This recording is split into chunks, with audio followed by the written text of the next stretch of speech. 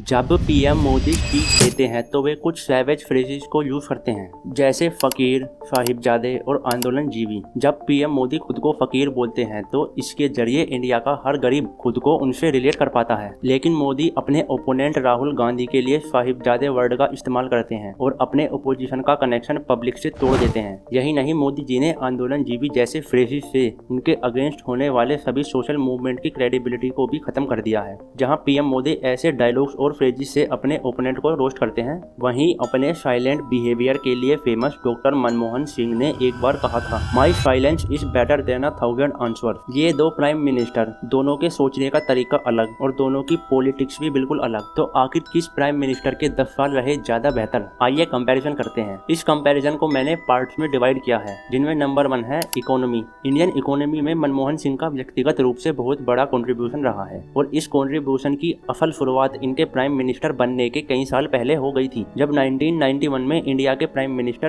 PV Narasimha Rao थे और उस वक्त पर इंडिया की फाइनेंशियल कंडीशन बहुत खराब हो गई थी। दरअसल देश के फॉरेन रिजर्व बहुत कम हो गए थे। देश में सिर्फ $1 बिलियन के फॉरेन रिजर्व बाकी थे, जो देश को अगले 2 हफ्तों तक ही चला पाने के लिए सीमित थे। और ऐसे में हमारा देश बैंकरप्सी जैसी भयानक फाइनेंशियल स्थिति की तरफ बढ़ रहा था। ऐसे में पीवी नरसिम्हा राव ने मनमोहन सिंह की तरफ रुख करा और उन्हें देश का फाइनेंस मिनिस्टर बनाया गया। मनमोहन सिंह जी ने इंडियन इकोनॉमी में कुछ बहुत बड़े बदलाव करे, जैसे कि उन्होंने दशकों पुराना लाइसेंस राज खत्म करवा दिया और डिसरेगुलेट बिजनेस को प्रमोट किया। लाइसेंस राज उस समय इंडिया के बिजनेस की रियलिटी थी, जो किसी भी बिजनेस को इंडिया में ऑपरेट करने के लिए लाइसेंस की जरूरत पड़ती थी और इन लाइसेंस को गवर्नमेंट से हासिल करना नए बिजनेसमैन के लिए बहुत मुश्किल होता था, जिस वजह से कोई भी नया बिजनेसमैन इंडिया में बिजनेस सेटअप करने से बहुत हिचकिचाता था। शुरुआत तो इस पॉलिसी की इसलिए हुई थी कि गवर्नमेंट बिजनेस को रेगुलेट कर सके और मैल प्रैक्टिसेस से दूर रख सके, पर भ्रष्टाचार और डिफिकल्टी ऑफ डूइंग बिजनेस की वजह से यह पॉलिसी इंडियन इकोनॉमी के लिए एक बहुत बड़ा घाटा साबित हुई। मनमोहन सिंह ने लाइसेंस राज हटवाया और हर तरह के बिजनेस को इंडिया में इन्वाइट किया, ताकि हर तरह का बिजनेसमैन आसानी से अपने बिजनेस को इंडिया में सेटअप कर सके। यहीं से इंडिया में फॉरेन इन्वेस्टमेंट भी आना शुरू हुई और कुछ हफ्तों पहले जहां देश की इकोनॉमी बिल्कुल क्रैश होने की कगार पर थी, वो एक हेल्दी अपवर्ड ट्रेंड की तरफ बढ़ने लगी। कुछ इस तरह 1991 में मनमोहन सिंह जी ने हमारे देश की इकोनॉमी को सक्सेसफुली रिवाइव किया था। मनमोहन सिंह जी के इन सक्सेसफुल डिस्ट्रीब्यूशन की वजह से ही मनमोहन सिंह कांग्रेस पॉलिटिक्स में एक बड़ा नाम बनने लगे और आगे चलकर 2004 में ये इंडिया के 13th प्राइम मिनिस्टर बने। इनका टेन्योर 2004 से लेकर 2014 तक रहा। मनमोहन सिंह खुद एक इकोनॉमिस्ट थे। उन्होंने प्राइम मिनिस्टर बनते ही सबसे पहले देश की इकोनॉमी पर फोकस करा। उन्होंने अपने फाइनेंस मिनिस्टर पी चिदम्बरम के साथ मिलकर इकोनॉमी को रिफॉर्म करना शुरू किया, कई सेक्टर्स को लिबरलाइजेशन की तरफ बढ़ाया, फॉरेन इन्वेस्टमेंट अट्रैक्ट करने की तरफ काम किया और इंडस्ट्रियलाइजेशन को प्रमोट किया। इसमें कुछ बड़े डिसीजन थे। पुराने कॉम्प्लेक्स टैक्स को हटाकर VAT यानी वैल्यू एडिड टैक्स की शुरुआत की, जिससे टैक्स सिस्टम की कॉम्प्लिकेशंस कम हुई। यही नहीं, उन्होंने बिजनेस और इंडस्ट्रीज पर टैक्स के प्रेशर को कम करने के लिए काम किया। उन्होंने सर्विस टैक्स रिजीम की शुरुआत करी, जिसकी सबसे अच्छी बात यह रही कि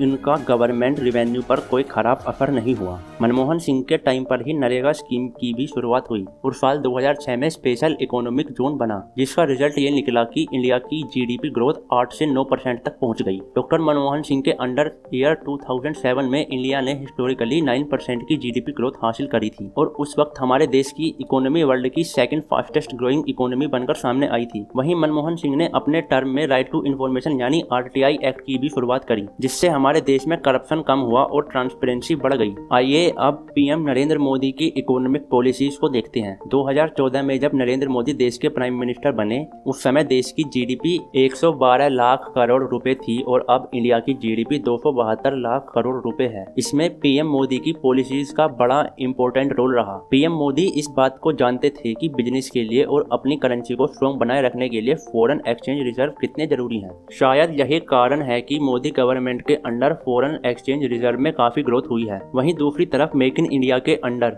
2022 से 2023 के बीच 36 लाख करोड़ से ऊपर का सामान इंडिया ने बाहर एक्सपोर्ट किया है और अब तो एप्पल ने भी अपने आईफोन इंडिया में बनाने शुरू कर दिए हैं। ये इंडियन इकोनॉमी के लिए बहुत बड़ी बात है कि अब इंटरनेशनल कंपनीज अपने मैन्युफैक्चरिंग के लिए इंडिया को चुन रही हैं। आज इंडिया दुनिया की 5th लार्जेस्ट इकोनॉमी है और पीएम ने 2025 तक इंडिया की GDP को 5 ट्रिलियन तक पहुंचाने का दावा किया है। अगर दोनों प्राइम मिनिस्टर्स के टाइम को कंपेयर किया जाए तो अभी महंगाई और कर्ज पहले से थोड़ा ज्यादा है, लेकिन एक कॉमन मैन की इनकम में ग्रोथ हुई है। कोविड में जहां दूसरे देशों की इकोनॉमी में भारी गिरावट गिरावट थी, वहीं इंडिया की इकोनॉमी कंपैरेटिवली स्टेबल रही। इस बात पर मोदी गवर्नमेंट की इकोनॉमिक पॉलिसीज की तारीफ करनी होगी। नरेंद्र मोदी ने ट्रांसपोर्ट इंफ्रास्ट्रक्चर को सिग्निफिकेंटली बढ़ाया, जहां पहले बजट का 0.4% इस पर खर्च होता था और अब बजट का 1.7% ट्रांसपोर्ट इंफ्रास्ट्रक्चर और रोड्स की डेवलपमेंट पर खर्च होता है। वहीं दूसरी तरफ कई दूसरे सेक्टर्स में एक्सपेंडिचर घटा भी है। Chapter 2 employment. इकोनॉमी के बाद किसी भी गवर्नमेंट के लिए एम्प्लॉयमेंट सबसे बड़ा चैलेंज होता है। दोनों प्राइम मिनिस्टर को अपने अपने टाइम पर काफी ज्यादा हाई अनएम्प्लॉयमेंट रेट्स का सामना करना पड़ा। 2009 में डॉक्टर मनमोहन सिंह का as a prime minister second term शुरू हुआ। अकॉर्डिंग टू वर्ल्ड बैंक 2009 में इंडिया का अनएम्प्लॉयमेंट रेट 8.4% था, लेकिन 2014 में पीएम मोदी के आने के बाद इंडिया का अनएम्प्लॉयमेंट रेट घटकर 8% ही रह गया। लेकिन फिर फाइनेंशियल ईयर 2017 एंड 18 में अनएम्प्लॉयमेंट रेट 6.1% के रेट से बढ़ा, जो पिछले 4 डिकेड में सबसे ज्यादा था। Centre for monitoring of Indian economy यानी CMIE के अकॉर्डिंग इंडिया में अनएम्प्लॉयमेंट रेट 8.5% है। इसका मतलब ये हुआ कि इंडिया में अनएम्प्लॉयमेंट रेट लगातार बढ़ रहा है, जो कि हमारे देश के वर्किंग सेक्टर्स के लिए बहुत ही कंसर्निंग स्टैटिस्टिक्स है। इसकी सबसे बड़ी वजह पॉपुलेशन है। ऐसा नहीं है कि मनमोहन सिंह के समय पर भी बेरोजगारी नहीं थी। उस समय पिछले ईयर्स के मुकाबले ज्यादा महंगाई और बेरोजगारी थी। दरअसल महंगाई और बेरोजगारी का सीधा कनेक्शन पॉपुलेशन से होता है, जिसमें हर साल ग्रोथ होती है और करंट ईयर में पिछले साल से ज्यादा बेरोजगारी नजर आने लगती है। बढ़ती हुई पॉपुलेशन दोनों प्राइम मिनिस्टर के लिए सबसे बड़ा चैलेंज रहा, लेकिन किसी भी सरकार ने इस मुद्दे पर ज्यादा डीप थिंकिंग नहीं की और आज इंडिया पॉपुलेशन के मामले में चाइना को पीछे छोड़ चुका है। अनएम्प्लॉयमेंट मनमोहन सिंह और नरेंद्र मोदी दोनों के लिए बहुत बड़ा चैलेंज रहा, लेकिन अब ये जान लेते हैं कि इन सब चैलेंज के बीच किसके टाइम पीरियड में सबसे ज्यादा जॉब ग्रोथ हुई। अगर जॉब ग्रोथ पर नजर डाली जाए तो 2015-16 में पीएम मोदी के अंडर जॉब सेक्टर में कुछ ज्यादा जॉब ग्रोथ नहीं हुई थी, लेकिन साल 2017 में इसमें 4% की ग्रोथ हुई और साल 2018 में ये घटकर 3% पर आ गई। वहीं डॉक्टर मनमोहन सिंह के टाइम पर देखें तो साल 2006 से 2009 तक एवरेज जॉब ग्रोथ 3.5% थी और साल 2010 से 2014 के बीच ये घटकर 2.6% रह गई। Chapter number 3 agriculture. एग्रीकल्चर को किसी भी देश की बैकबोन माना जाता है, इसलिए दोनों गवर्नमेंट्स ने एग्रीकल्चर के सेक्टर में खूब काम किया। जैसे डॉक्टर मनमोहन सिंह ने पावर में आने के साथ ही सबसे पहले फार्मर्स लोन माफ किए और फूड सिक्योरिटी बिल को लेकर भी आए। हंगर, माल न्यूट्रिशन और फूड एंड सिक्योरिटी जैसे चैलेंजेस को देखते हुए तब की गवर्नमेंट ने ये कदम उठाए थे। फूड सिक्योरिटी बिल के थ्रू सरकार का मेन एम देश की 2/3 पॉपुलेशन को सस्ते में अनाज प्रोवाइड करना था। इस योजना के तहत देश के 65% लोगों को फायदा मिला और रूरल एरिया के 75% पॉपुलेशन को इस बिल से फायदा हुआ। वहीं अगर अर्बन एरियाज की बात करें तो फूड सिक्योरिटी बिल के जरिए 50% लोगों को फूड सिक्योरिटी प्रोवाइड की गई थी। वहीं अगर मोदी गवर्नमेंट की बात कर ली जाए तो एग्रीकल्चर के फील्ड में मोदी गवर्नमेंट ने भी बड़े काम किए हैं, जैसे solar panel scheme, milk production में ग्रोथ, ब्लू रेवोल्यूशन और स्वीट रेवोल्यूशन की शुरुआत की। पीएम मोदी के अंडर 2022 और 23 में एग्रीकल्चर बजट में 5.6% की ग्रोथ हुई थी। इसके अलावा मोदी गवर्नमेंट 3 नए फार्मर्स लॉ लाई थी, जिनमें पहला प्रमोशन एंड फैसिलिटेशन बिल 2020 था, जिसके अकॉर्डिंग फार्मर्स बिना किसी रोक टोक के कहीं भी अपनी फसल बेच सकते थे। दूसरे एग्रीकल्चर लॉ के अनुसार खराब फसल की भरपाई किसान को नहीं करनी पड़ती और वहीं तीसरे फार्म लॉ में स्टॉक लिमिट हटाने की बात की गई थी, लेकिन एक लंबे फार्मर प्रोटेस्ट के बाद इन बिल्स को वापस ले लिया गया था। अगर देखा जाए तो नरेंद्र मोदी फार्मर्स को अपनी पॉलिसी से सेटिस्फाई नहीं कर पाए थे।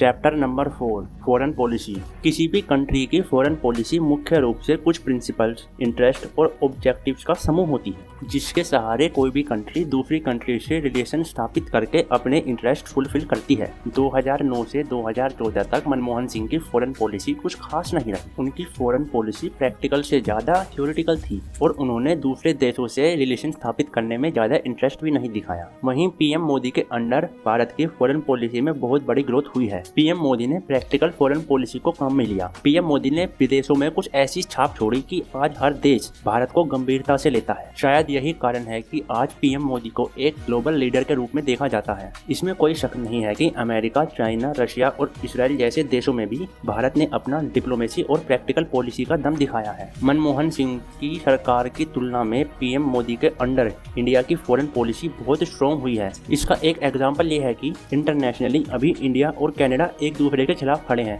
जहाँ कनाडा जैसी फर्स्ट वर्ल्ड कंट्री को इंडिया के सामने मुंह की खानी पड़ रही है। आपकी इंडियन फॉरेन पॉलिसी के ऊपर क्या ओपिनियन है मुझे कमेंट्स में जरूर बताइएगा। Chapter 5 other policy. एक बार दोनों गवर्नमेंट की पॉलिसी का ओवरऑल मिक्स देख लेते हैं। जब से पीएम मोदी सरकार में आए हैं तब से एंटी नेशनल फोर्सेस के खिलाफ बड़े कदम उठाए जा रहे हैं। आज के समय पर देश के अंदर हमले बहुत कम होते हैं, बॉर्डर्स पर बहुत कम टेंशन है और कश्मीर के अंदर पहले से ज्यादा शांति है। इस बात पर मोदी गवर्नमेंट ने पिछली सरकार से ज्यादा अच्छा काम किया है। और दूसरी तरफ मणिपुर का मुद्दा अभी तक रिसोल्व नहीं हुआ है। वहीं दूसरी तरफ मनमोहन सिंह गवर्नमेंट ने कॉमन मैन की लाइफ की इम्प्रूवमेंट में ज्यादा काम किया है। उनके द्वारा लाई गई पॉलिसी जैसे मनरेगा, right to education, right to information, direct benefit scheme और फूड सिक्योरिटीज जैसी पॉलिसी। दूसरी तरफ पीएम मोदी की सरकार भी उज्ज्वला योजना, सुकन्या समृद्धि योजना, जनधन योजना, स्वच्छ भारत अभियान और आयुष्मान भारत स्कीम के तहत कॉमन मैन की लाइफ की इम्प्रूवमेंट में काम कर रही है। एक बार ओवरऑल ग्रोथ पर नजर डाल लेते हैं कि आज और आज से 10 साल पहले में क्या अंतर है। दोस्तों 2013 में भारत में $22 बिलियन का फॉरेन डायरेक्ट इन्वेस्टमेंट आया था, जो 2023 में बढ़कर $46 बिलियन हो चुका है। पहले भारत में म्यूचुअल फंड इन्वेस्टमेंट 100 बिलियन के करीब होती थी, जो कि अब बढ़कर लगभग 500 बिलियन हो चुकी है। पहले 4100 किलोमीटर की रेलवे लाइंस इलेक्ट्रिफाइड थी, जो बढ़कर अब 28,000 किलोमीटर हो गई है। पहले कॉर्पोरेट टैक्स रेट 33% था, जो कि अब सिर्फ 20% है। 2013 में हमारा इन्फ्लेशन 10% के करीब था और आज 4.7% के करीब है। यही नहीं, 2013 के मुकाबले आज डिजिटल ट्रांजैक्शन में भी काफी वृद्धि आई है। हालांकि दोनों प्राइम मिनिस्टर्स ने अपने अपने टाइम के चैलेंजेस को फेस किया और जरूरी सुधार किए। नो डाउट आज पहले से ज्यादा बेरोजगारी और महंगाई है, लेकिन बीते 10 सालों में इंडिया ने बहुत ग्रो भी किया है। एक कॉमन मैन 10 साल पहले के मुकाबले आज ज्यादा पैसे कमाता है। आप पीएम मनमोहन सिंह जी और पीएम नरेंद्र मोदी जी के बारे में क्या सोचते हैं और आपके हिसाब से इन दोनों में से कौन भारत का बेहतर प्राइम मिनिस्टर रहा? अपना ओपिनियन कमेंट्स में जरूर बताइएगा। वीडियो अगर अच्छी लगी हो तो चैनल को सब्सक्राइब करना और वीडियो को लाइक करना मत भूलना। मिलते हैं अगली वीडियो में, तब तक के लिए जय हिंद।